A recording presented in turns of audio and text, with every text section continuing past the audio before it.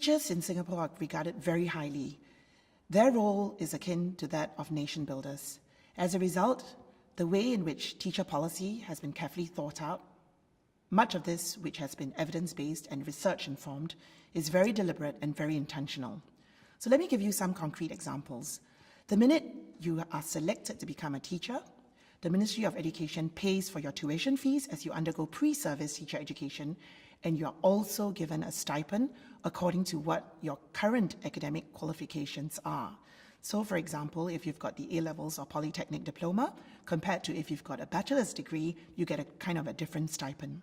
So that's intentional, and it is all paid for.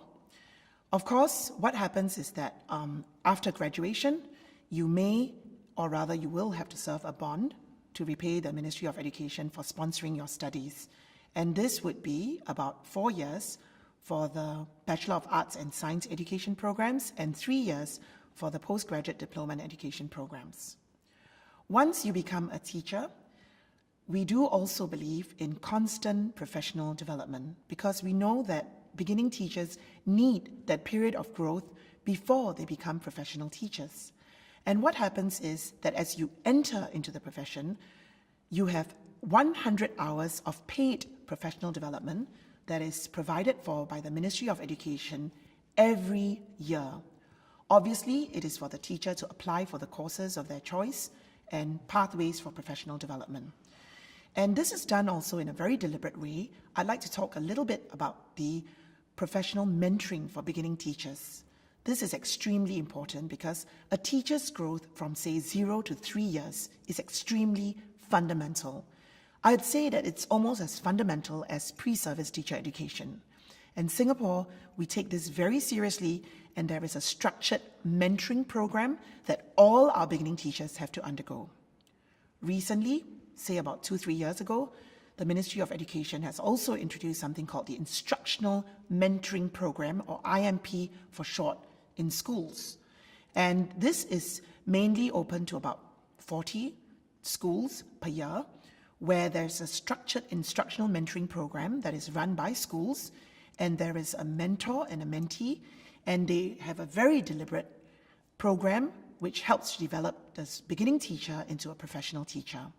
Currently, we are involved in a research project that is trying to study the difference between schools, or rather students or student teachers and beginning teachers that have undergone the instructional mentoring program compared to those that haven't.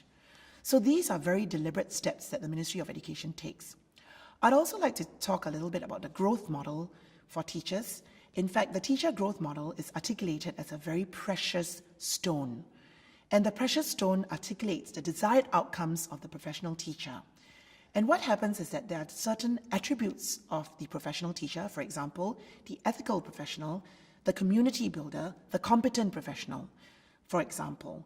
And what happens is that there are a slew of courses that our teachers can take according to whether they'd like to develop themselves into competent professionals or ethical professionals. And the courses vary, and they're offered centrally through the Ministry of Education's website.